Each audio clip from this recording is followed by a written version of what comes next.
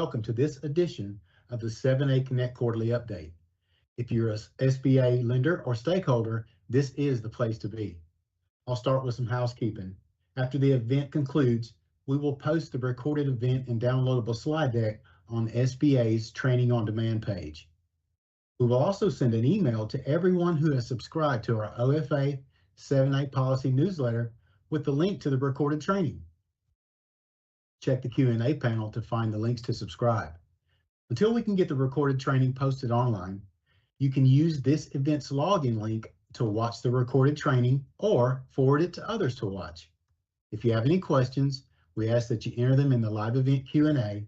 We have a team of subject matter experts from each office and some very special guests from LGPC. And with that, I'd like to open the floor to Katie Frost, Associate Administrator, Office of Capital Access. Katie? Hello, everyone. Good afternoon, and thank you for joining us for this Connect Quarterly Update for the 7A program. I'm excited to share some information on SBA's first ever Small Business Lending Advisory Council, which was just announced on Monday in the Federal Register. And if you could click to the next slide here. The Small Business Lending Advisory Council, which we're just going to call the Lending Council for short, was created out of the first ever White House Small Business Lending Summit that took place last December. The big goal here is to institutionalize and deepen our partnership with SBA lenders, small business advocates, and broader members of the small business lending ecosystem so that SBA can continue to improve our lending programs and ensure we're doing everything we can to best serve America's small businesses. So the Lending Council, as we're envisioning it, will provide information, advice, and recommendations on facilitating greater access to capital for America's entrepreneurs, especially in underserved communities. And that includes advice on SBA's loan programs or how SBA can better support small business lending in America overall. We're going to have up to 25 members, and in the Federal Register notice, we provide additional details on kind of the breakdown of those 25 members, as well as how to nominate or become a part of the Advisory Council. If you go to the next slide, I want to give a quick pitch on why and how to join the Lending Council. So why should you or a member of your institution be interested in joining? In short, it's going to be a great opportunity to engage directly with SBA and other federal government officials on the most important issues impacting America's small business lending. Obviously, this can showcase your organization and your personal commitment to small businesses and small business lending. And of course, it's the opportunity to partner directly with SBA to improve our programs and our offerings. The Federal Register notice has all of the information on how nominations work, and it officially opened our call for nominations last Monday. But just to give you a couple of the quick hits here, nominations will be accepted on a rolling basis beginning just this past Monday and through May 10th, 2024. So we've got about a month here. The members will include small businesses, active SBA lenders, of course, lenders outside the SBA network, community leaders, and some members of other federal government agencies who partner or have similar missions to SBA. All nominations should be emailed to that email address, lendingcouncil@sba.gov, with a specific subject line of 2024 Lending Council nomination. We are really excited about this, and I would encourage all of you to consider nominating or seeking nomination. One more slide here for additional information. Again, we'll send out this deck. You'll be able to click these links to check it out directly in the Federal Register notice. And if you have any specific questions, please reach out to the same email address, lendingcouncil@sba.gov. So ending with just kind of that reminder. So if you keep one thing in your head about this, please do keep the nomination deadline of May 10th, just a little over a month, for the opportunity to nominate or seek nomination for SBA's first ever Small Business Lending Advisory Council. We're extremely excited to kind of deepen the conversation and to continue engaging transparently and directly with the small business lending community across and outside and beyond the agency. So hope you all consider it. And Dross, I will pass it back to you. Thank you, Katie, for your opening remarks. Now I'd like to introduce Alex Contreras, the Director of the Office of Financial Assistance. Thank you, Ross, and good afternoon, everyone. I'm going to spend just a couple minutes giving you an update on where we're at with the campaign to get those remaining Paycheck Protection Program loans that are still outstanding and delinquent and possibly eligible to request direct forgiveness, something internally we're calling Operation Megaphone, which is our outreach campaign. So since the campaign started at the beginning of the year, we've seen over 21,000 new requests come in for the PPP program requesting forgiveness. In order to help facilitate that, I want to thank all of the lenders who've supported our efforts to expand the SBA's direct forgiveness portal.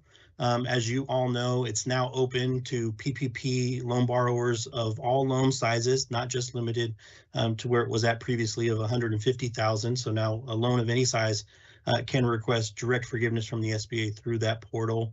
And also all lenders are automatically enrolled in it. So if there are any requests that come in through there, we appreciate your supporting and responding to those requests. We've had many conversations with you directly one-on-one and talk about the outreach efforts that continue to take place in getting those borrowers over the hump as we continue to manage the portfolio.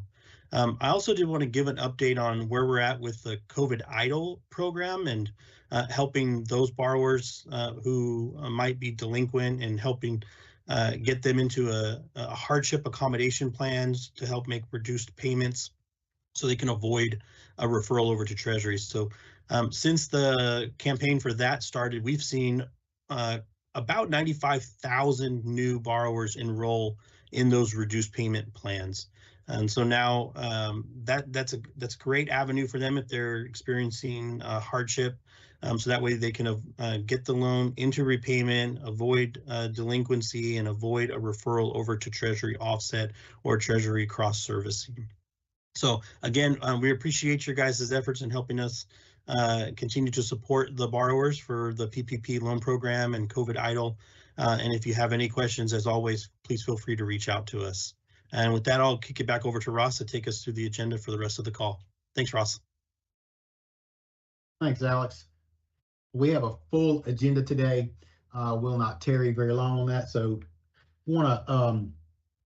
our special guests include Deputy Director of OPSM, Sherry McConville, Greg Pritchard and team from LGPC, David Parrish and team from Secondary Market, and our very own Ginger Allen with policy updates and a special sneak peek at the new working capital pilot. So let's get this thing started with Sherry McConville and Miriam Voigt.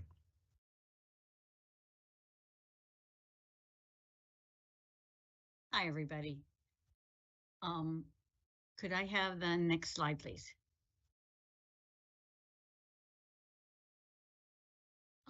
Actually, could you flip through a couple? I was going to go over the direct forgiveness, but Alex already did that. So thank you, Alex, and we'll get right into lender match.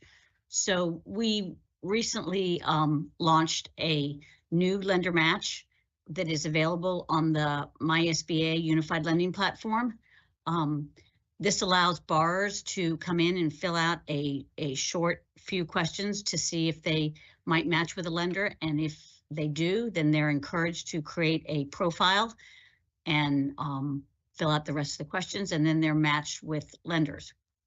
One of the things that we do is we collect some additional information on their CLS profile, such as their tax ID, which will allow us to do a little bit of KYC so that you're getting really quality leads rather than just somebody saying, you know, I'm Mickey Mouse and I want $1 million and all kinds of, you know, kids playing on the internet or whatever.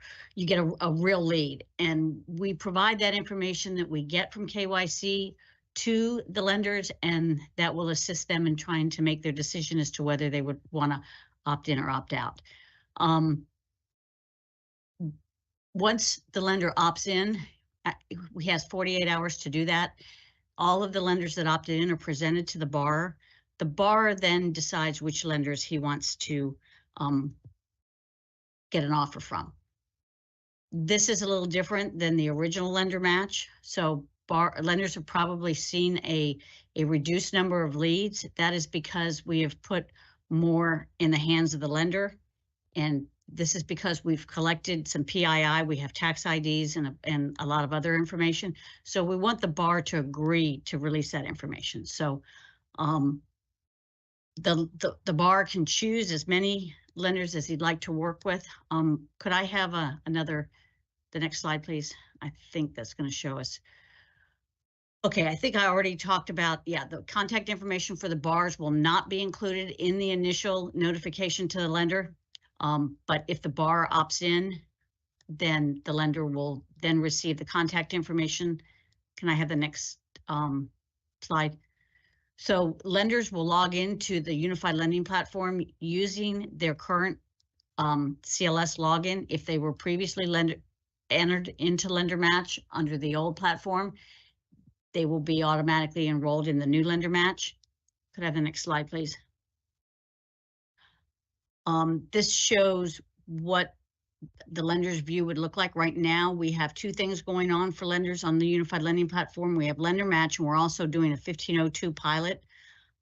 So you won't see this if you're not part of the pilot, but you will see Lender Match. Could we have the next slide? We've also allowed the lender to be able to update his Lender Match settings similar to how it was under the old Lender Match, but we also allow them to update what's called bank settings. So could we go to the next slide? Okay, so this slide here shows the email that you would get for a potential match. This does not give you the contact information though. The bar contact information will be available once the lender opts in. This slide here shows the tasks that are available to a lender.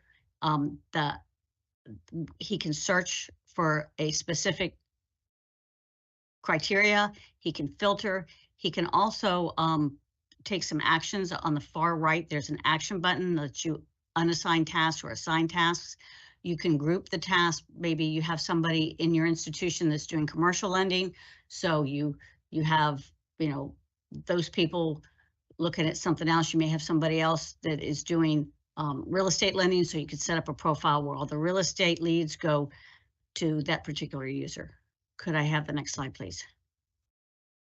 So if you're really, really good at Lender Match, then we have some pro features which allow you to further define some of your settings. Right now, everything is set to default settings. The contractor that is doing Lender Match is also offering one-on-one training. So if you're having some trouble trying to navigate the platform, then please reach out to lendermatch@sba.gov. We have support there that is available. Now that support is available to lenders. So please don't, okay. Next slide, please. I don't know why I'm so hot. I'm not being able to talk right. So,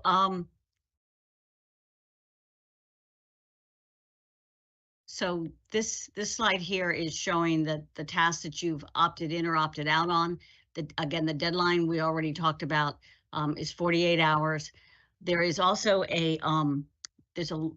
is it on this slide?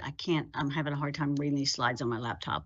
It's the next one. Thank you, Miriam. Can we go to the next slide, please? So I told you that we took the tax ID from the applicant and ran it through a little KYC. So these are the things that we're checking for. And so if you see little green check marks, and that means that they passed. If there's a little red mark, it says that it failed, but we don't put a whole code or stop you from getting the lead or anything like that. It's all up to you to decide what you want to do with this lead. And the next slide. So this is how the match is presented to the potential bars. All of the banks that opted in are listed. They're listed in a random order. So you could be at the top of the list for one bar and at the bottom of the list for another bar and somewhere in the middle for a third bar.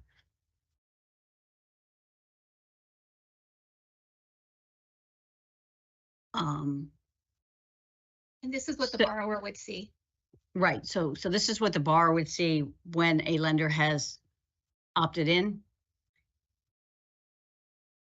And any questions, you can direct them to lendermatch@sba.gov. Thank you, Miriam. So the next thing we want to talk about is the 1502 reporting pilot. So we have started a pilot with 5 community advantage lenders. Could we have the next slide, please? And what we've done is we're doing real-time validation now, so that should speed up the process. We also are automatically debiting through ACH what all the fees are, and we're going to expand it to other lenders at the close of this pilot, but we're looking that it should be live for everybody by the fall. And we have a few slides of what the 1502 pilot looks like. That went live on March 18th. And the next slide, please. Compliance codes. Okay, so we have some new compliance codes, and so we want to talk about those. Could we have the next slide? So the first new compliance code that went live on March 25th was the 809, illegal activity. So we're now checking if any bar or principal is involved in a marijuana related business. So you will see that compliance check code if you have a bar who's doing that. We're also checking to see if the bar is incarcerated, on probation, or on parole. So these are 810, 811, and 812. And then the final one is 813, which we're checking to see if the applicant is a US citizen. Upcoming compliance check codes that should be available in mid-April are OFAC. So we're going to be able to check against Treasury's OFAC watch list. Also, we're going to be checking to see if a participant is also an agent, and we will flag those. That will be a name check. So that might be a little tricky there because we don't have a tax ID for the agent. And then 8024 is checking to see for an SBLC, they're not allowed to also be an applicant that received funding from an SBIC if they're an associate of an SBLC. So those are coming. Here are the updated, and I'm not going to go through all these, but here are the updated codes and the documents needed to resolve. So next slide, please. And the next slide. Just if you can just bounce through all of these compliance check codes, thanks. So everybody will be able to get this presentation, so that's why we're all in there. And then the next thing we want to talk about is the 1919 E-Tran enhancements. Miriam, do you want to talk about this? Yes, so sorry, I apologize. We released phase 1 in the middle of March, which aligns with some of the 1919 questions that you are all able to see. There is a period where the validations are going to show as a warning, and they will show as an error if they're not answered in the platform by March. They'll show as an error if they're not answered within 60 days of its deployment date of March 8th, 2024. So just be alert for that, which the 60 days should come up sometime in May. You will find the mapping for the 1919 in the CAB's homepage soon. And any questions regarding the E-Tran mapping or just in general 1919 or E-Tran questions should be directed to CAB's questions at sba.gov. Thank you, Miriam. And then we want to talk a little bit about changes that were made to LLMS. Could we have the next slide, please?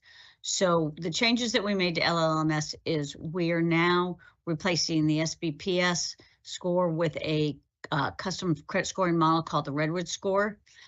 There is a definitions file that explains how that Redwood score is derived.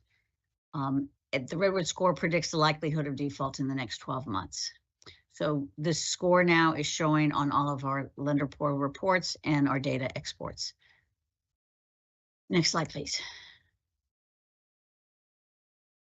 There's a mailbox that is set up if you have questions about the Redwood score or anything else on the lender portal, you can email sba@llmspmo@deloitte.com. I'll put an And extra ad lenders- in there. Yes, and lenders have been asking about the definitions of what the Redwood score means. Where would they find the FAQ? So all of that is found when you log into the LLMS portal. You'll be able to see all that information in the landing page on the bottom left-hand corner. Thanks, Miriam. Next slide, please. Okay, so I zoomed through that much quicker than I thought that I would. So thank you. I see that there are some questions in the chat, so we'll address those. In the meantime, I would like to turn this over to Greg Pritchard at the LGPC. Thanks, Greg. Great, thank you, Sherry, and thank you, Ginger, for giving us the opportunity to present today. I'm going to give a brief overview of the center, and then I'll turn it over to Bill and Daryl. As you can see, we have two physical locations, one here in Citrus Heights and the other in Hazard, Kentucky. While we have two separate locations, the two operate as one center, so work that comes into us will likely be touched by our team members in either location or both, just as if we were all located in the same place. As everyone probably knows, the LGPC processes guarantee requests for non-delegated lenders, but we also process requests for delegated lenders who select non-delegated processing method in ETRAN, and any lender can do that. We also process modifications for all GP loans prior to them being fully dispersed, and we process even a larger number of modifications on POP approved loans where the SOP requires them to send them to us requires them to send them to us for review. All that work comes into us through our 7A loan mod box. A growing segment of our work is in the support area. Primarily, we do that through our 7A questions mailbox, where we answer questions about SBA loan eligibility, proposed loan structures, and loan processing questions in general. And through our 7A questions mailbox, we also provide ETRAN support to GP and some delegated lenders. One of those functions being assisting them with overcoming ETRAN validation errors.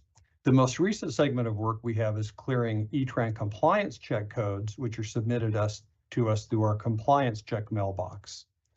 I'd like to say that, excuse me, lost my place here, that in all of those areas, our focus is on providing the highest level of customer service while processing lenders' requests or assisting them in the shortest possible time. Speaking of processing time, our current turn time for small loans from receipt of the application to funding has been running just about 2 business days. For all other loans, it's about 5 days with us, plus about an additional 6 days waiting on additional information to be submitted by the lender, for a total of about 11 calendar days. And Bill will talk more about that in just a minute. We can clear compliance codes in about 2.5 hours from the time the request is submitted to us when it is submitted with all required documentation. But from start to finish, it's frequently closer to about 2.5 days because we have to wait on lenders to provide additional documentation needed for us to be able to clear the code. And Daryl will talk a bit more about that. Our turn time for loan modifications recently jumped to about 7 days, but we expect that to be down to about 2 or 3 days very soon.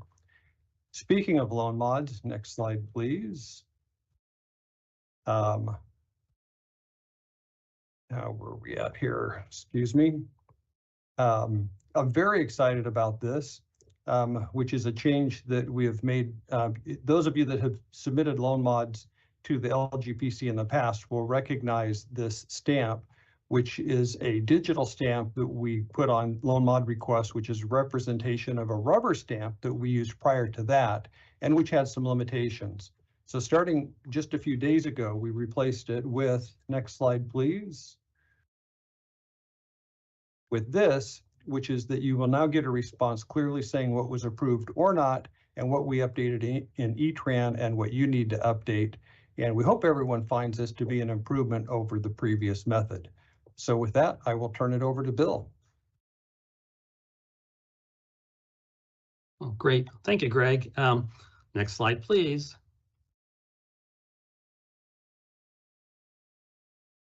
Perfect. Yeah. So my section on from the LGPC is actually to talk about our top screen out categories, and obviously the the reason why we cover these is because our intent is to process your application packages as quickly and as efficiently as possible. And as you know, when you submit a package to the LGPC, it'll go through an initial review with our loan specialist and also a second set of eyes with our reviewers.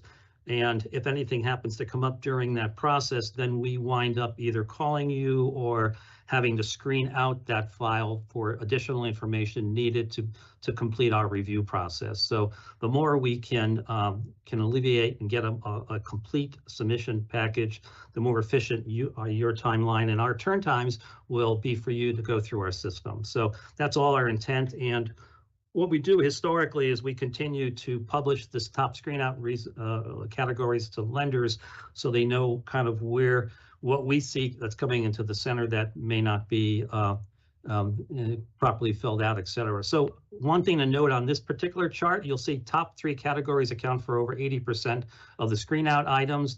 That's financial statements, credit memorandum incomplete, and debt refinance. Historically, over the last number of years, the top 6 categories accounted for 80% of total screenouts. So there's been a reduction to just these 3 categories, and the thought process is this is due to the compliance check process now. So many things that we historically had to screen out for are now being captured on the front end, which is great for us before they go into R1 status, which is a status that allows us to get them and work on your file. They're actually being captured by our new system, which is fantastic. So historically, the number 3 on the list would have been missing or incomplete 1919 and 1920 docs. Well, that's being addressed now. The issue on credit not available elsewhere used to come up high on the list too. That's also being captured, and it's been simplified in the latest SOP 5010.7.1. So there you go. All that's been good news. Next slide, please. So the number 1 on our list is financial statements and projections, and this is actually a list in the order that we're screening them out for. So we're still getting personal financial statements that are incomplete. And some examples, the primary example of this is a spouse hasn't signed the document, so we have to screen it out and get a signature of the spouse. And another one that comes up pretty regularly if we wind up screening it out is that they didn't complete all of the personal property stuff, so that we can't really, there may be other available assets, personal assets that should be used to offset the collateral shortfall, and that's captured too. Projected income statements, we need those, especially obviously if they don't meet the debt service coverage ratio of 1.15 to 1. So that's missing. So we need those for that purpose. Sellers' financials are incomplete. That tends to be, we need signatures. For the most part, they're just not signed or certified. Affiliate financial statements missing.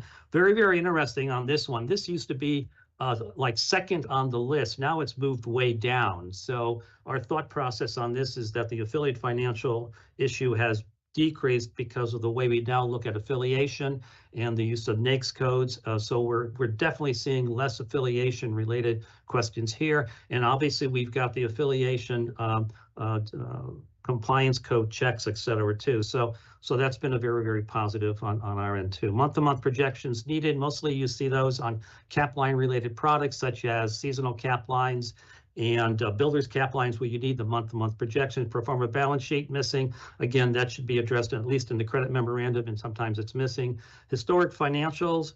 It's interesting, it's way down towards the end, as well as interim income statements. So we seem to be getting those pretty well now, and debt schedule incomplete tends to be when the balance sheet does not match up with the debt schedule. Next slide, please. Credit memo incomplete, so collateral shortfall, real estate available, and again, that's usually when the balance sheet and the credit memorandum and the personal financial statement do not match up, and so we need some clarification. And sometimes the values are different, so we need clarification. So again, we're trying to make, while we're not a collateral lender, we want to make sure that we're fully collateralized. And so if there's excess of 25% equity available, we will go after it. Working capital request justification needed. And again, this tends to be like if there's perhaps it's not clear to us that there's a huge working capital amount, and there's some inference that there may be a purchase of inventory or some other use of that working capital dollars. So we will ask for some justification on that, even though the old SOP requirement for being above a certain amount, they had to review it. So this is really more on if something looks like it needs to be asked for, we will ask for it. Derogatory credit, again, if the credit memorandum doesn't match up to the CVR. Unclear use of proceeds. And let me see, I have an example of that. Well, again, inventory, machinery, equipment, and working capital. And sometimes sources and uses and things like that aren't really clear, so we do need some clarification. Justification for projections, as you know, I mean, just having projections alone is not enough. And you know, to protect yourself and protect your guarantee, we need to make sure that there are justifications for projections in the file. Cash flow shortfall, potential add backs, that tends to be an EBITDA related thing where, you know, we use cash flow analysis rule of thumb, which looks at EBITDA, but we also add back owner compensation, and not all lenders do that. So that tends to be what we wind up pushing it back for, to get that added back, so that actually you will meet the 1.15 to 1 that's necessary. Possible affiliation clarification required. Again, that's way down the bottom now. Very interesting as being one of the top items before. And then ineligible use of proceeds tends to be the stuff like with marijuana or excess land as part of a deal that isn't allowed. Those types of things come up as ineligible use of proceeds. Third slide, please. So now on the debt refinance, this is a totally new animal. Okay, so because that whole that restructure of the debt refi in the SOP 5010-7.1, there's really only 2 items on here that we've got a couple other things that were mentioned from sort of the growth over time, but really 2 items. Second dot point, 10% improvement in cash flow not met. And then the note at the bottom where it says the debt to be refinanced must have been current for at least the last 12 months or for the life of the loan, whichever is less. Current means required payment does not remain unpaid for the 29. So those really are the only thing. I actually went around the center here and asked some of our loan specialists and reviewers, hey, what else are you seeing? Because I thought it would be a perfect opportunity to point it out to you folks. And really that's it. Those are the 2 items that seems to be the focus. Once in a while, we'll get a seller note hasn't met the 24-month refinance eligibility issue, but you know that seems to be it. So that finishes up my my Screenout list, and I'm going to turn it over to Daryl Dante, who actually manages our whole compliance group and is doing an excellent job. Hey, Daryl. Hey, Bill, thank you for that introduction. Afternoon, everybody. So I want to walk you briefly through the compliance process flow as we see it here at the center.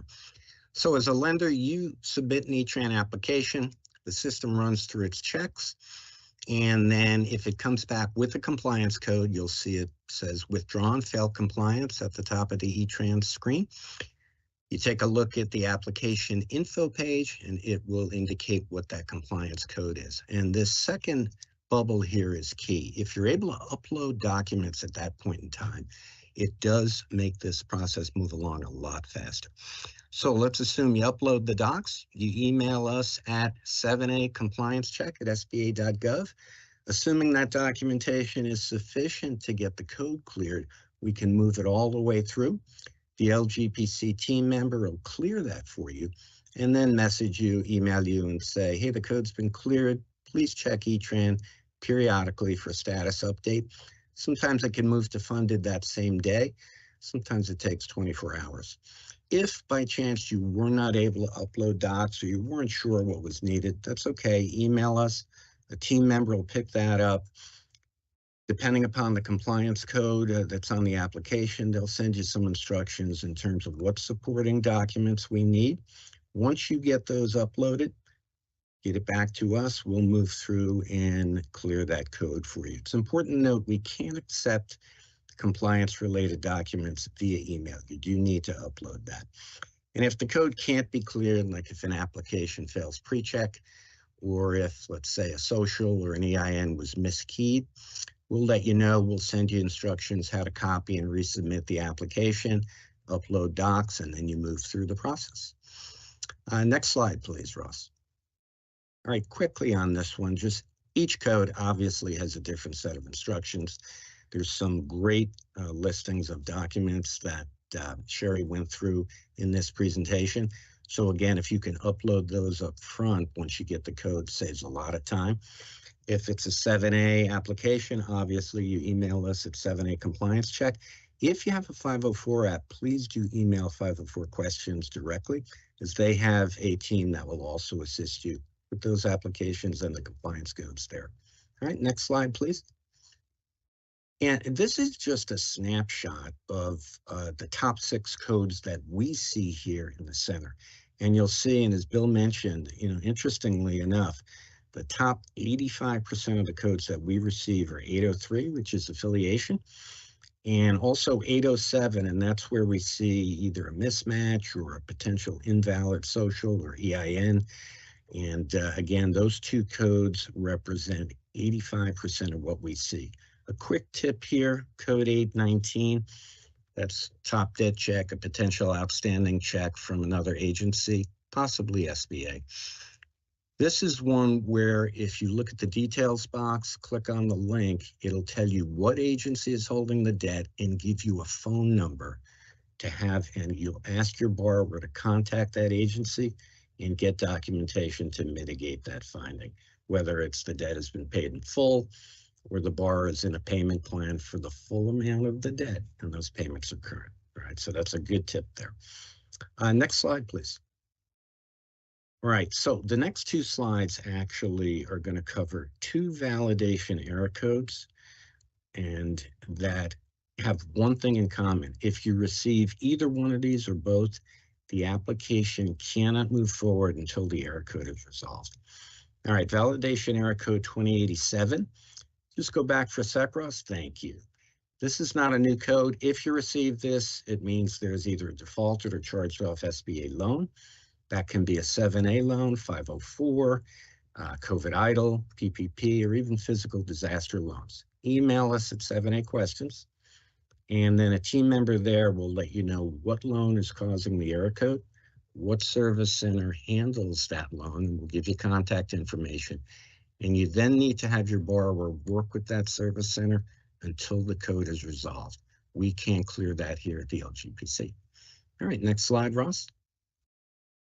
All right, 4363, this is a newer code introduced August 1st when the compliance framework went in place. There is a dedicated team at 4363 Resolution to help you with this error code. It focuses on issues or hold codes for either COVID EIDL or PPP loans. And again, this is one where the application cannot move forward until you get that resolved. We highly suggest here that you have your borrower sign third-party authorization form, otherwise known as the borrower's consent form, and get that submitted, because for you as lenders, it then allows you to be part of that discussion. Okay, next slide, please. Thank you, Ross. All right. Lastly here, 7A questions. This is a fantastic resource for our SBA lending partners across the country and our district office colleagues. This is a very high volume inbox. As you can see, we're averaging around 2,500 questions that come through there per month. We have very experienced people in there working on these questions. And as an example of some of the questions we get, it's business acquisition questions, change of ownership questions, whether full or partial, specific debt refinance questions and how things, what's eligible, what's not, loan structure and fee questions, and of course, E-Tran and E-Tran processing questions. So that's sampling of some of what we get in there. A couple of points. We cannot make an overall eligibility determination on a full deal unless we complete a full file review. That means you need to submit to the LGPC. If you have questions on existing EIDL or PPP loans or fully dispersed 7A loans, those need to be handled by the SBA service centers that are handling those loans. That's either Fresno, Little Rock, COVID EIDL Service Center, It could be even the disaster service centers, El Paso or Birmingham. All right, so with that, that concludes our presentation. Thanks again for having us on today. And I now have the pleasure of introducing David Parrish, who is the Secondary Markets Division Chief. David, it's all yours. Hey, Daryl, thanks very much. I appreciate the intro. Good afternoon, everyone. As Daryl mentioned, I'm David Parrish. I'm the Chief of the Secondary Markets Group here at SBA. I'm located at headquarters in DC. I'm joined today by my colleague, Mary Beth Kerrigan, and Ross, if you advance us a slide here, okay. We are going to jump right into some hot item issues that have arisen in the secondary markets space, and Mary Beth is going to go over some of these topics, and I will come back on at the end and summarize a few other areas of lower priority for you. Thank you so much, David. Thank you. So I'm just going to briefly go over what the 1086 is. Actually, some of you may have already heard part of this presentation. When I give lender training for the field, I've already gone over some of this information, but it's so important that it's wonderful that I get to do it again. The 1086, as probably most of you know, is the tripartite agreement that governs the sale and servicing of loans in the secondary market. The parties sign it when the loan is sold, and the parties are the lender, the registered holder, and the FTA, and SBA. FTA signs on behalf of the SBA. As I said, the 1086 covers the servicing of loans. And what we're finding is that in this rising interest rate environment over the last year or so, it has had a major impact. If we could go back to that slide, the slide that you just forwarded there, thank you. The rising interest rate environment has had a major impact on the number of borrowers that are seeking rate relief. And because these borrowers in the secondary market are seeking payment relief, rate relief, it has had an effect on loan modifications, the number of loan modifications that our FTA Guidehouse has received. So we're seeing an increase in that. What we're also seeing is we're trying to help as many borrowers as we can with as many options as we can for loans that are in the secondary market. Most borrowers are seeking interest rate relief. Sometimes interest rates on loans that are sold in the secondary market cannot be changed.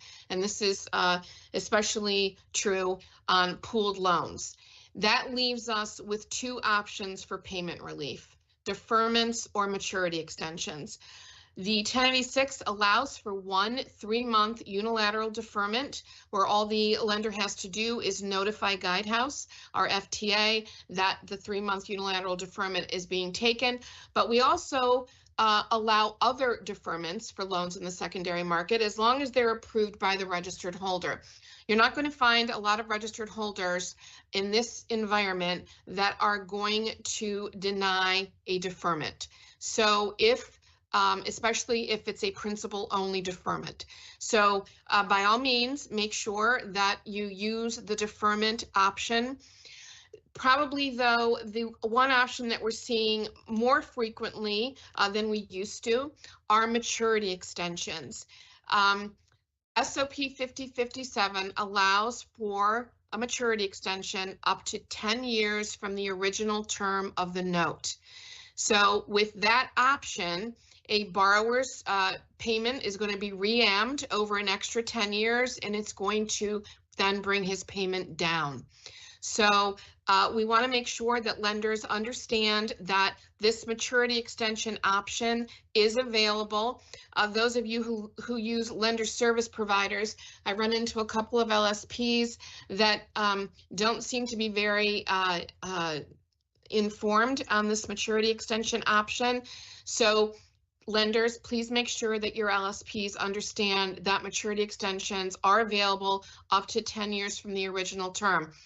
All this said about deferments and maturity extensions, I do want to always encourage lenders to seek an interest rate reduction first if they want, because we are seeing that there are investors that are amenable to the interest rate reduction. And even if a loan is pooled, we can sometimes work with the originator fee holder to see if they are interested in reducing their originator fee. And we're getting a good response on that because originator fee holders do not want to see their loans come out of the secondary market. So again, a summary here: deferments and maturity extensions, please seek them, as well as interest rate reductions. We're trying to do whatever we can to keep loans in the secondary market. Next slide. So how do we submit these loan modifications? The FTA has a wonderful wiki page, and on that wiki page, under downloads and resources, under SBA 7A secondary market servicing, there is a step-by-step guide to loan modifications and an FAQ. Guidehouse has done a great job for us in fielding an increase in these loan modification requests, and they've made it easier and more efficient for lenders to submit them. So along with this step-by-step guide and the FAQ, I want you to know that to submit them, you can either use the FTA portal through your CAVS account, and that's a step-by-step process that I know that you lenders are familiar with that sell in the secondary market, or you can send an email to fta@sba.gov. Either way, you would have to describe what your loan modification is, give the loan number, what exactly you're looking for, and sometimes if you attach some sort of summary as to why the borrower is seeking this, it makes it easier to make decisions on it as well. Next slide. So now one of the hot button issues, as David alluded to, one of the really hot button issues we're seeing are loans being taken out of the secondary market, are being repurchased. As all of you know, a loan can be taken out of the secondary market for two reasons: default or a refinancing pursuant to a separate transaction. Those are the only two reasons. I used to love the old 1086 because it said A, B, and then there was no C. Now the 1086 has been revamped a little bit, so I don't have it with those, the A and B with the letters, but there is still no C. All right, that's the only reason you can take a loan out of the secondary market is default or refinancing. You can't wake up one day and say, you know what, I want my portfolio back into the bank. I don't want these loans sold in the secondary market anymore. You cannot make a unilateral decision like that. You cannot take a loan out of the secondary market for only these reasons: default or refinancing. There is no C. Okay, next slide. There is still no C unless it's an emergency. So there's my nice play on words. Now we can go to the next slide. So that last slide said it's section 7.6 of the 1086, and it goes into a very detailed summary of emergency repurchase. Emergency repurchase means that there's an emergency, a situation exists that the borrower will likely fail without the change that the lender is seeking in the secondary market. So most of these are interest rate reductions. And so there would be an emergency that exists that the borrower will fail without the interest rate reduction. I'm not going to go over every one of those bullet points. I know we're a little bit pressed for time, but I will say that it is documentation intensive. A lot of documentation has to be submitted to the servicing center that puts forth what exactly the situation is, what will happen if the borrower does not get the change, and there would also have to be documentation that with the change, the borrower will be able to resume his payments. So I want to go over one last time. I keep saying emergency, emergency. That final bullet point is an emergency is just that. It's an emergency. If your loan is current and you're seeking emergency repurchase, there's a flag there. There's like that red flag is that the loan is current and that probably this is not an emergency. So we would ask that if you're going to use 7.6 emergency repurchase, that you familiarize yourself with it. Again, it's 7.6 in the 1086, and just make sure that you exhaust all other options before you would use the emergency. Next slide. I also want to bring up today that we are rolling out 3 new forms in the secondary market. It's a banner year for us: the 1088, the 1502, and the 1086. All 3 are going to be released later this quarter. The 1088 and the 1502 have pretty much no changes, a little bit of a formatting change and the addition of a Privacy Act statement. The 1086, however, does have some changes. Quick highlights: we are reorganizing the sale information again.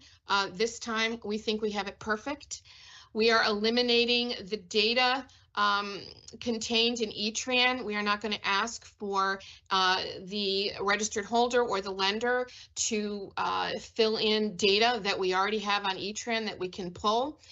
We are tightening and enhancing Article 2. Article 2, one of the part of Article 2 talks about that that there's no reason to believe that the borrower is going to prepay for any reason, default, refinancing. We are tightening up that article. And finally, we are giving better instructions on prepayments and the 1502 process. Next slide. Yep, and David, back to you. Mary Beth, thanks a lot for the summary of these hot item issues. For everyone who has additional questions, we know not everyone, these issues that we just covered pertain to all the lenders and everyone, all the SBA participants who are on the call. However, if you happen to be one of those participants who has questions about the subjects that we've just covered, or some additional subjects that are covered that are under the portfolio of responsibility of the secondary market, I would like for you to reach out to us at some of the following contact points that we have provided on this slide. As I said, I'm David Parrish, the team chief. I can direct any inquiries into our office to the appropriate parties, either Mary Beth Kerrigan or my other colleague, Daryl Eddingfield, or if appropriate to the FTA to address. We've provided both our telephone numbers and emails here on this slide, and we hope to hear from you if you have an inquiry that pertains to our office.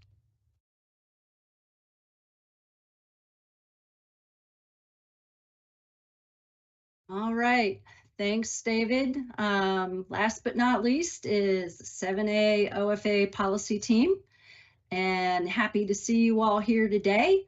The spring and fall 7A Connect calls are always my favorite calls because we've been on the road traveling for the lender conferences, and I always feel like we're in good touch with our lender audience. Don't know if any of you noticed it yesterday, but there was a solar eclipse, and looks like we just had one in here at the office. So let's get to it. Ross, if you can go to the next page, the hot topics. We are going to be discussing a few things. Hopefully none of these things are too terribly new to you. One of them might be new to you. First 3 things don't have a slide. Thanks to Sherry and Miriam with OPSM for talking about Lender Match 2.0. That video is currently available on the SBA Training on Demand page. So you haven't seen the video yet. There's a wonderful video. I think it's about 13, 14 minutes long. Check it out on the Training on Demand page. When you get the slide deck, the direct link will be there. And speaking about the slide deck, we will be posting the slide deck along with the recorded version of this call up on SBA's Training on Demand page. I bet that it'll be there before Friday, before the end of the week.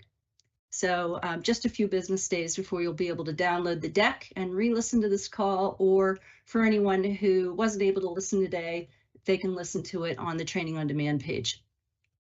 Also on the Training on Demand page, we've added a supplemental slide deck for the 1919 training. So the original slide deck is still there. There's an additional supplemental, a little bit longer slide deck along with the downloadable FAQ there. And at MALC, I promised to get back to those of you who are at MALC to tell you about our colleagues in OFPO. They're the ones who run the 7A servicing and liquidation SOP. That's SOP 5057. They are indeed updating it. So 5057 3.1 will be out sometime in May or June, sometimes summertime, along that time frame. At the same time, they will be publishing an updated 7A servicing matrix. Sometimes we refer to that as the unilateral servicing matrix, but that will be updated at the same time that the revised SOP 5057 comes out. Okay, let's go to the next slide, Ross. Thank you. Okay, IRS IVES. I know this is your favorite topic, and I know it because every time I'm in a room full of lender, it comes up. I know you love talking about IRS IVES. If you'll recall, back in January, the IRS quietly dropped an email on all of us saying, hey, in June of this year, we're going to stop allowing you to get IRS tax transcripts unless the loan has a mortgage associated with it. So that created quite a bit of stir here at SBA, and all credit to our administrator and also to you lenders who went to Treasury and discussed with them very politely about the problems and challenges this would create, not just for SBA, but also to you for your guaranteed and non-guaranteed loans. So in March, IRS published another email saying, yeah, we heard you. Never mind, we're indefinitely postponing that. So in their email, they said, we're still open to hear more from you about your thoughts on this process. So please do refer to that. They, like us, they have their own subscriber list. You can hunt it down on the IRS IVES page and subscribe to their updates if you don't already do that. So what does that mean for you guys? It means, first of all, it's business as usual for your IRS tax transcripts in accordance with the SOP. And it also means your feedback counts, because between you and SBA and others, we did get the IRS to stop and listen to us and indefinitely postpone a policy that would be harmful to us. Remind you that IRS is not SBA, SBA is not IRS. So we have a helpful inbox there for you to reach the IRS with your questions about IRS IVES and the process. Next slide, please, Ross. Okay, speaking of verification of financial information, let me see, I'm going to look on my deck here because mine's a little bigger than. Okay, this might be new to some of you, so let's talk about this. In the SOP, in the verification of financial information section, there's a paragraph on 7A loans that are $500,000 or less. So let's talk about that. If you are processing a loan, 7A loan, $500,000 or less, if it's a change of ownership, how you verify the seller's financial data is do what you do.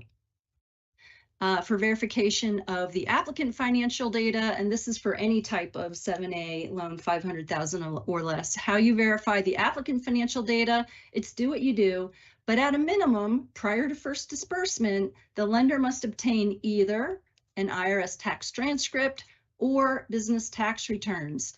And the question we frequently get asked about that is, well, how many years do we have to obtain for a 7A loan, 500,000 or less? And the answer is, well, it depends on how the applicant is qualifying for size.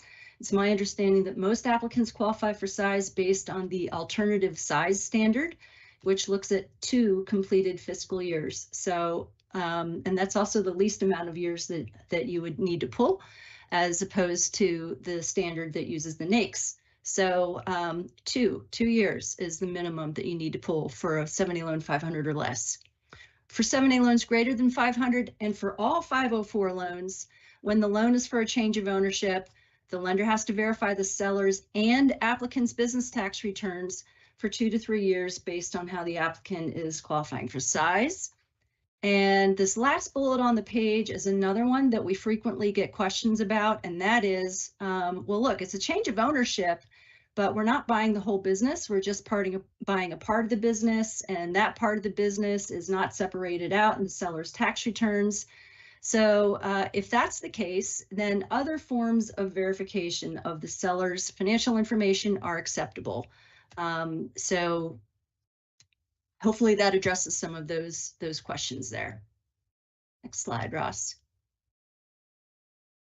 Okay, speaking of size standards, reminder that in March, the SBA size standard team, and if you didn't know it, we do in fact have a whole office of folks who work the SBA size standard. Well, in March, they published a rule that became effective, and that implemented an inflation adjustment for SBA's alternative size standard. Hopefully all of you have gotten that message by now. So tangible net worth can't exceed $20 million, and that was increased up from $15 million. Average net income can't exceed $6.5 million, and that's up from $5 million. This was covered in a procedural notice that's on your screen there. And again, when you get the download link, when you get the slide deck, you can click on that link to download the procedural notice. And the last bullet on that page contains the email address where you can send any questions about SBA's size standards, because again, that's a whole separate office than here within OCA. All right, thanks, Ross. Let's talk about beneficial owners.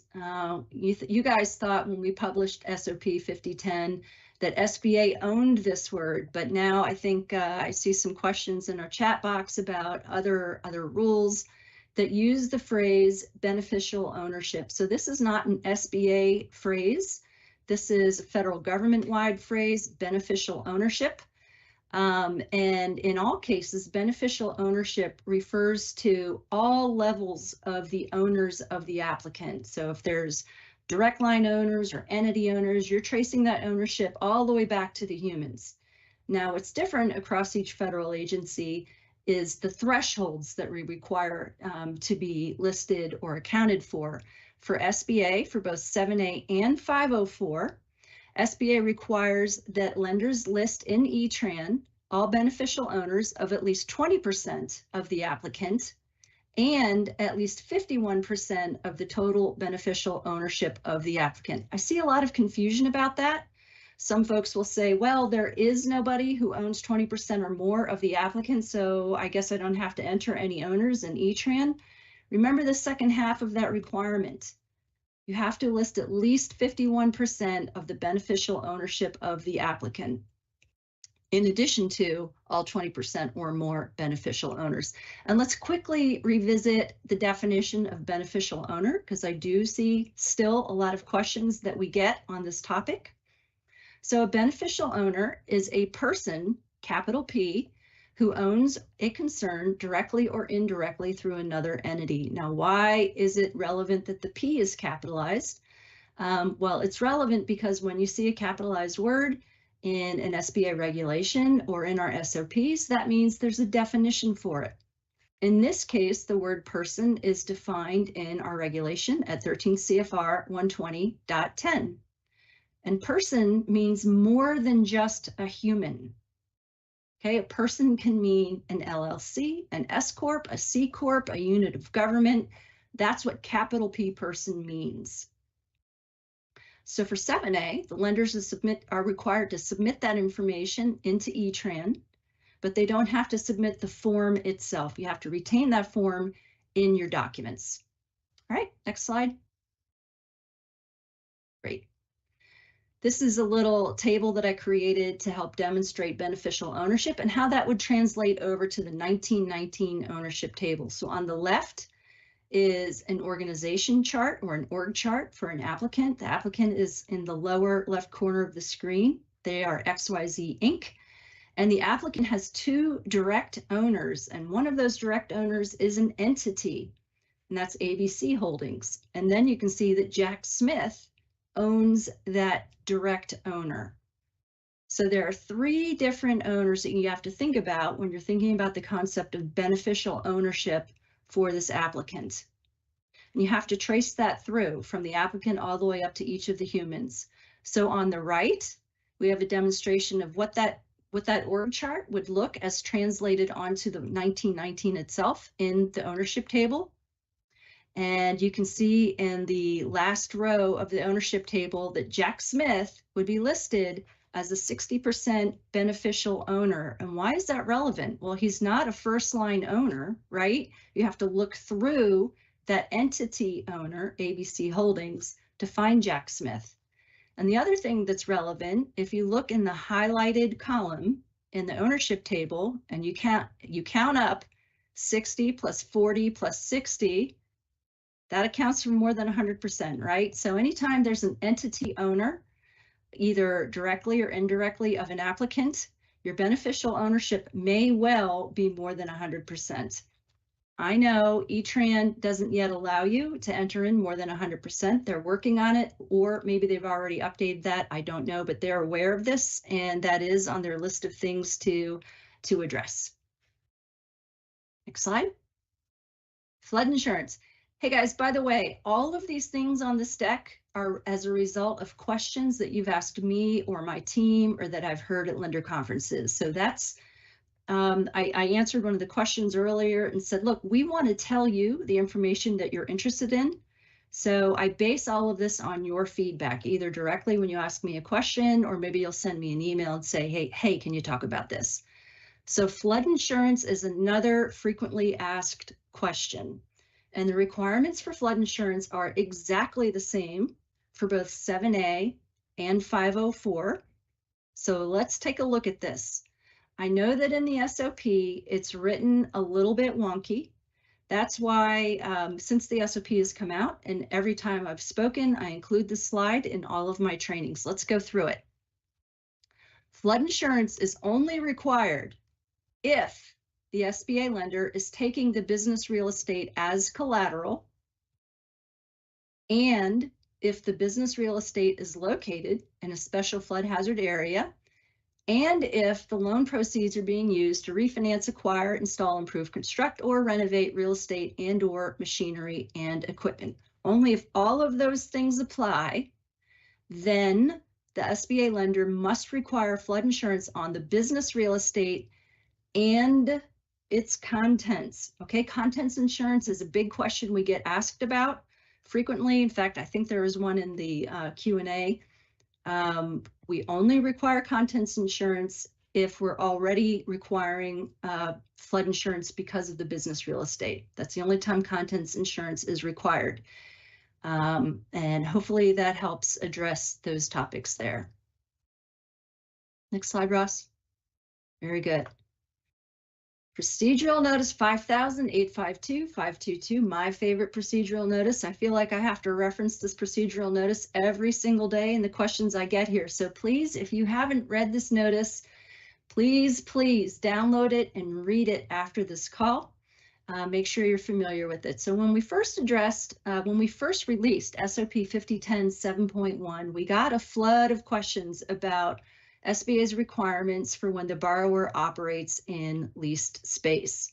And that's because we got a little too heavy-handed when we were redacting or taking out text from the SOP, and we accidentally made this requirement too far-reaching, too cumbersome for you and your borrowers. So this procedural notice covered not just lease space, but also the definitions, some definitions of debt refinance that I think we're going to go to in just a minute.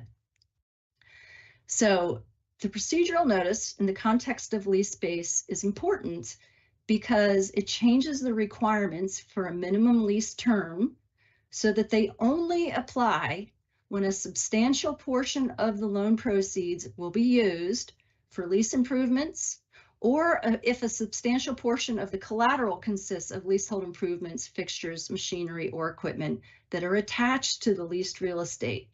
Okay, so it looks a lot more like the requirements used to look in 5010-6, for example, right? It's back to pretty closely to what it used to be.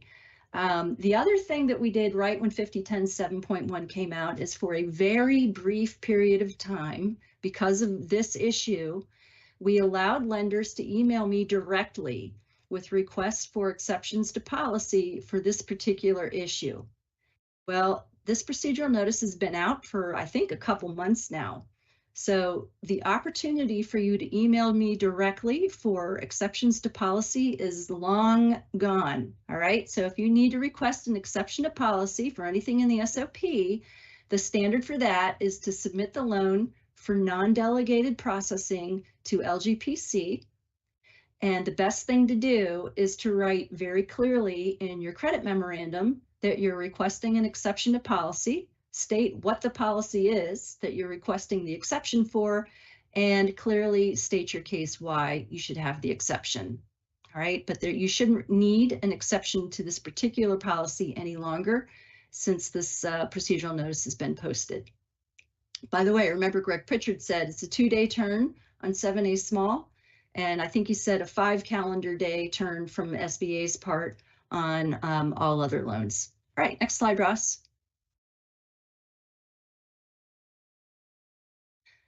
Loans for working capital. Remember in past SOPs, we did used to say if more than 50% of the loan proceeds will be used for working capital, the lender had to explain why the borrower needed such a large amount of working capital in their credit memo. We did take that out. That's not a requirement anymore. You don't have to do that. But I would like to remind everyone on the call that lenders must enter accurate information into the E-Tran terms and conditions, and this includes accurately describing the uses of proceeds. You must enter the accurate uses of proceeds. And here, for your convenience, is a screenshot of SBA Form 1919, and these are the various categories of uses of proceeds. So no, you may not say, well, for loans below X, all of those loans are going to be for working capital. You may not do that. That's not in accordance with our SOP or our regulations at this time.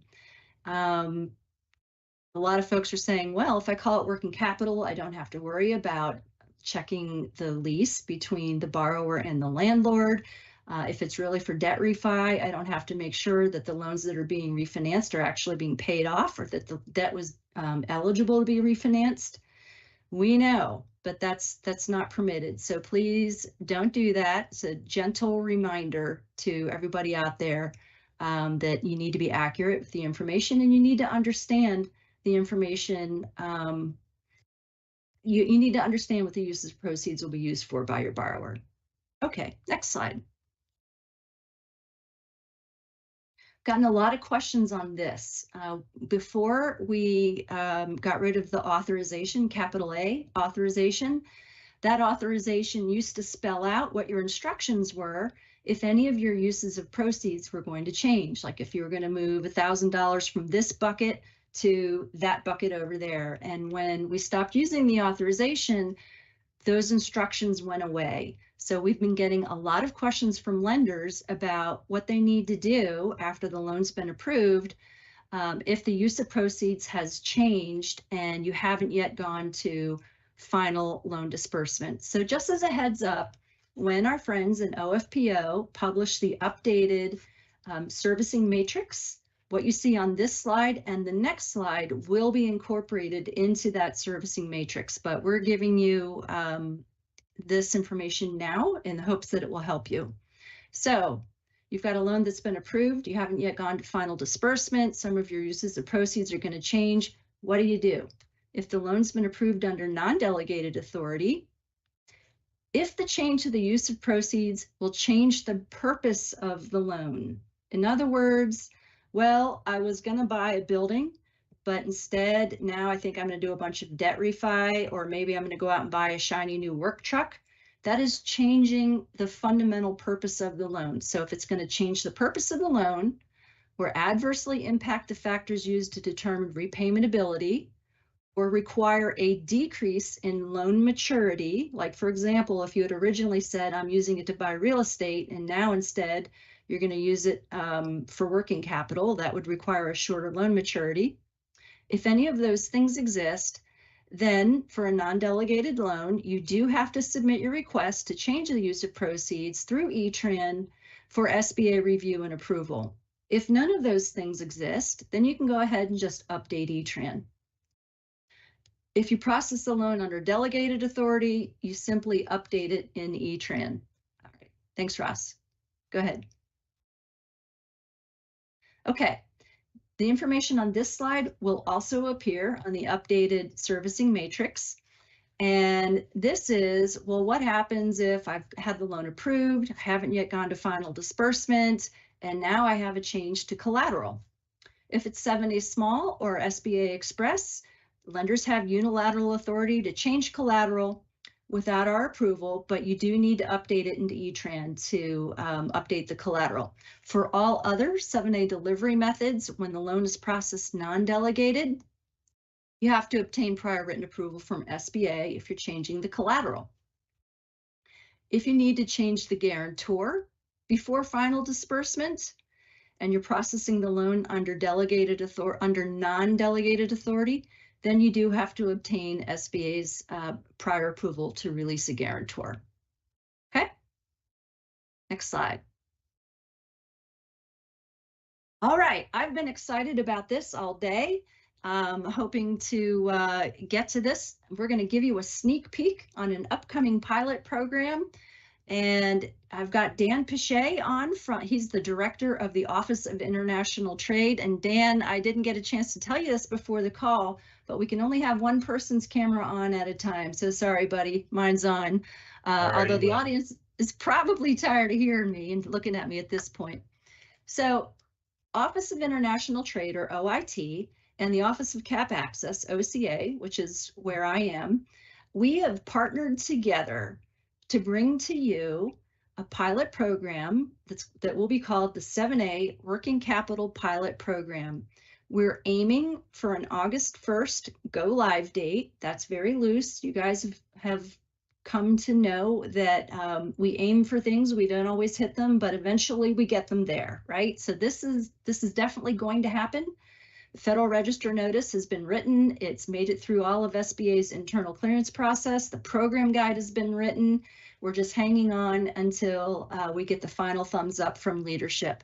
But we're very serious about rolling this out to you. So it is not yet available, right? You notice that on the slide there. This is not yet available. Trust me, we'll let you know more as more comes available. If you can go to the next slide, Ross.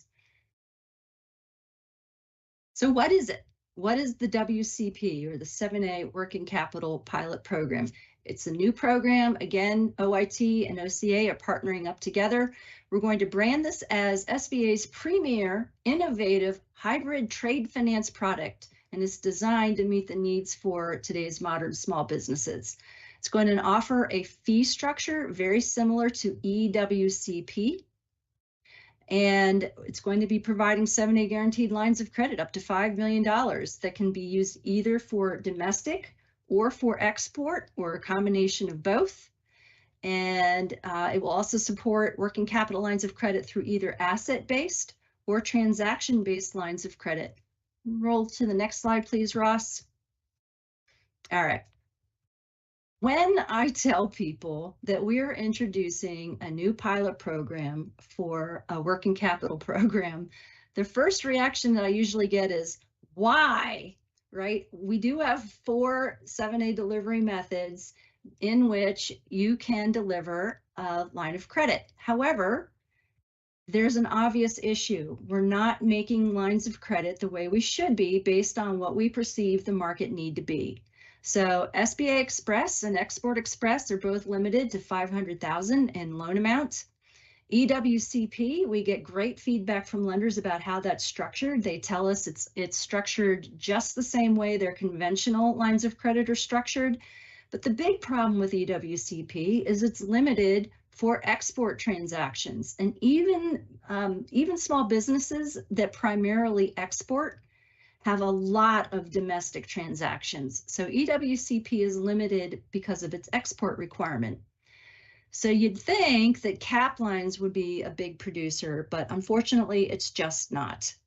So this pilot program, and the beauty of a pilot program is it's nimble. We can change the rules based on your feedback. We don't have to reissue a whole brand new SOP. We don't have to do reg changes.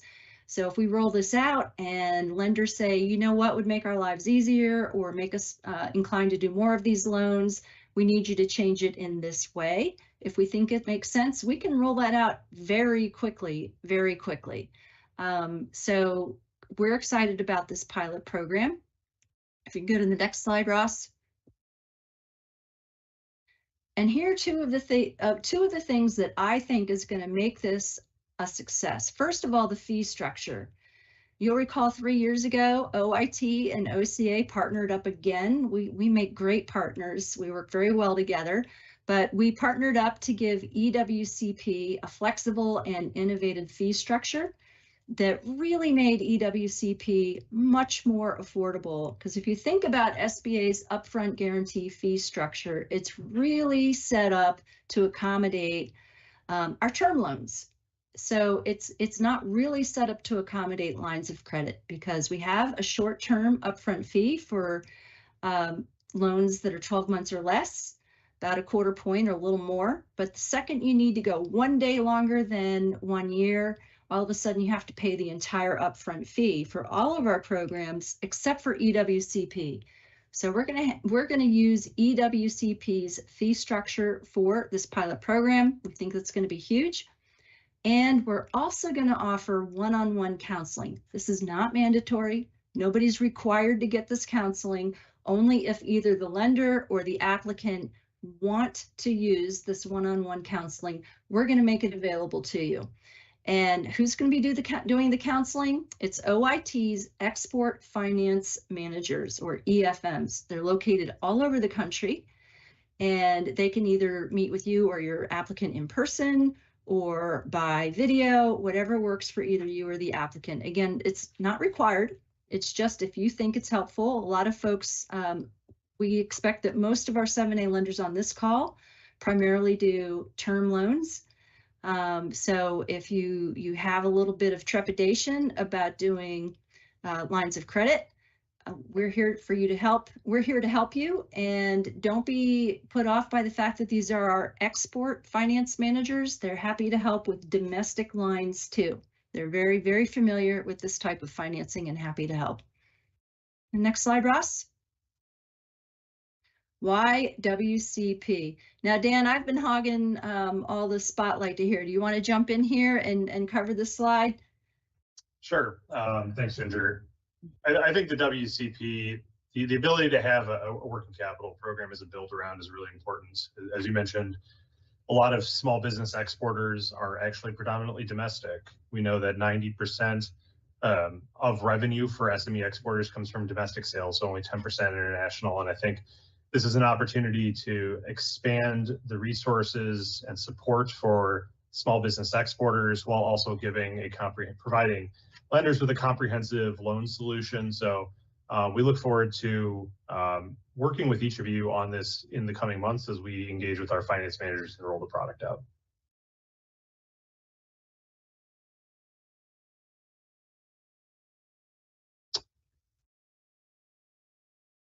You want to take the stand, or you Sure. want me to take it? Yeah, this is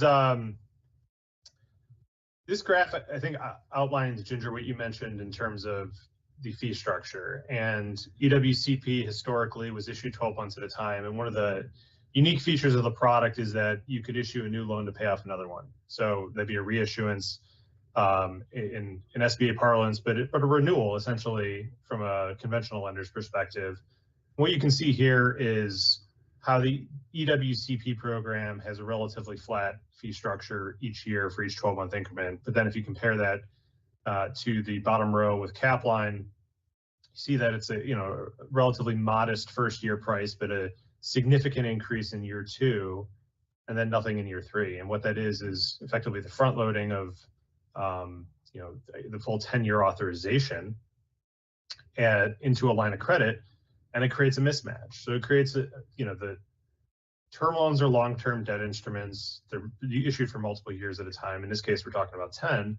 But a credit line is a short-term instrument, so it's typically issued for 12 months at a time. And that's, I think, where the biggest barrier to adoption is. And why this is so important to our team in OIT is that we operate partially within the SBA lending space, partially within the structured trade finance space. And a lot of times the SBA departments aren't as familiar with revolving lines as we are here in OIT. We specialize in ABL and structured project financing because that's essentially a trade finance. So this is an effort to bridge the gap between the SBA and the trade space, give the SBA industry a build-around line of credit program that starts to conceptualize the guarantee fee as a function of time, which from a borrower perspective matches up what they're paying for with what they receive. If you look at a cap line, say they paid a quarter point for the first year, the rest of the bill comes due in the second year. There's no guarantee they will receive a loan for the third, fourth, let alone 10th year. And that's really where the disconnect is. And that's one of the structural items that we're looking to address. And what I think this graph does really points out something that we've known on the EWCP side, but now makes it quite clear for everybody else. So Ginger, we're excited to be working with you all on this, down the line later this year as the program moves forward. Great, I'm excited too. I did just see a question in the chat about whether CA lenders can make pilot loans. Just want to remind everyone that CA lenders are 7A lenders. So it always makes me a little nervous when somebody says they're asking about making a CA loan. So all CA SBLCs are 7A lenders. You should be using SOP 5010 when you're looking for guidance about how to make a 7A loan. And yes, CA SBLC lenders are permanent 7A lenders, which means when we roll out the pilot program, you will have the ability to make these pilot program loans just like any other 7A lender. So wear that with pride. You are permanent 7A lenders. All right, next slide, Ross. Go ahead, next slide, thank you. Okay, additional WCP information. I think I alluded to this earlier. We're going to be doing lots of training on this. Yes, we'll be posting it on the training on demand page. We'll be covering it at every lender conference we go to. You're not going to be able to get away from it. We've also established a WCP subscriber list, and we'll include the QR code and instructions for how to sign up for the subscriber list. And we have a new inbox for WCP questions, and that's 7awcp@sba.gov. These aren't really active yet because we haven't rolled out any official publications yet, but we are thinking ahead about communications with you guys about the pilot program, and we've developed those tools. Next. Talk about rollout. FY 2024, as I mentioned, we're shooting for an August 1st go live date. We realize it will have a bit of a slow startup. We're going to be doing a ton of education, and we're going to start by looking at SBA's Office of Field of Operations, which is our lender relations specialists or LRSs. And we're also going to be talking to a lot of lending institutions. Dan and I have met with quite a few already to talk about this pilot program. And then FY 2025 that's going to be the full court press when we start really shaking the tree and asking to talk to everyone who will speak to us. And that includes our lending institutions, other trade groups, and everyone who we can think of. So 2025 is hopefully going to be the year when this program really blooms and we start seeing those loans come rolling in. And Ross, if you go to the next slide, this is the QR code to sign up for our working capital subscriber newsletter.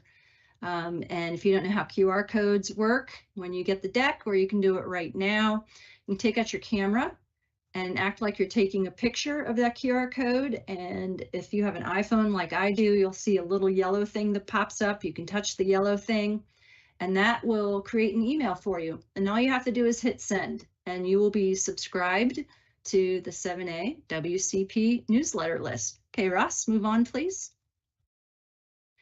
There was a question earlier about someone who was asking about an acronym, and they mentioned, look, for new people, it's hard because we don't know what the acronyms are. And we acknowledge that, the administrators, one of her big pushes was to bring in new 7A lenders to target the underserved and to better serve the underserved. And we acknowledge that that we need to help educate you guys. And this slide alone won't do it, but I wanted to make sure that you did know where your main resources are. So first, start with the Small Business Act. And that link there is a permanent link to the current version of the act. And what I mean by that is anytime Congress changes the Small Business Act, if they amend it, edit it, whatever, that link will still work. It will still give you the most current Small Business Act. Then there are 3 different Code of Federal Regulation parts that apply to 7A lending. The Part 120 is the main one. That's where we have our loan origination and loan servicing and loan liquidation rules. Part 121 is where we have our size standard rules. And then Part 103 covers ethics and agents. And then the next 3 links are where our SOPs are located. The next one is our training on demand page. 7A questions, our LGPC colleagues already mentioned. This is where you can send your policy questions. Current and future notices. So all of our notices are posted on sba.gov. And this is the link here where you can find them. Also, I highly encourage you to subscribe to our 7A subscriber list, because whenever we put out a notice or update an SOP, we always tell you about that.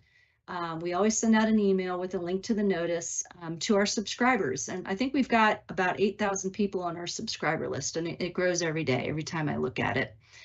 Our very, very helpful colleagues are located in the SBA district offices. If you're a new lender, I highly recommend that you meet with them. They'll meet with you face to face. They'll stand over your shoulder while you enter your first loan into E-Tran.